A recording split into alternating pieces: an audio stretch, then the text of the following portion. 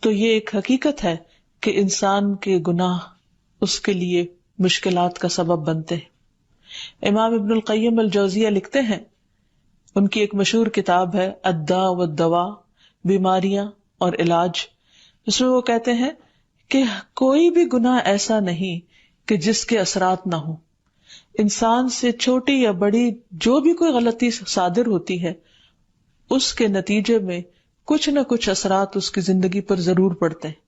ہاں اگر اللہ تعالیٰ معاف کر دے تو وہ اور بات ہے، ورنہ ہر گناہ کی ایک تاثیر ہوتی ہے، اور ان تاثیرات میں سے ایک چیز یہ ہے کہ انسان مختلف قسم کی بیماریوں میں مبتلا ہو جاتا ہے۔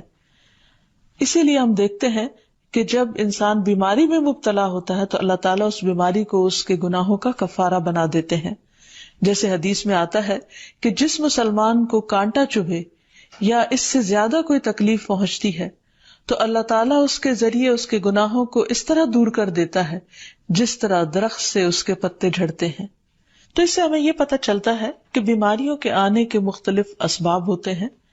بیماری بہرحال جس بھی وجہ سے آئے، لیکن اصل چیز دیکھنے کی یہ ہے کہ مومن کا رویہ کیا ہے۔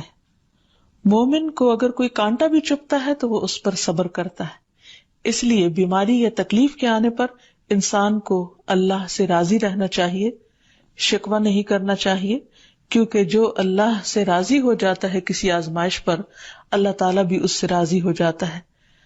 پھر اسی طرح اللہ تعالیٰ کا شکر ادا کرنا چاہیے، کیونکہ بیماری اس سے زیادہ شدید بھی ہو سکتی تھی۔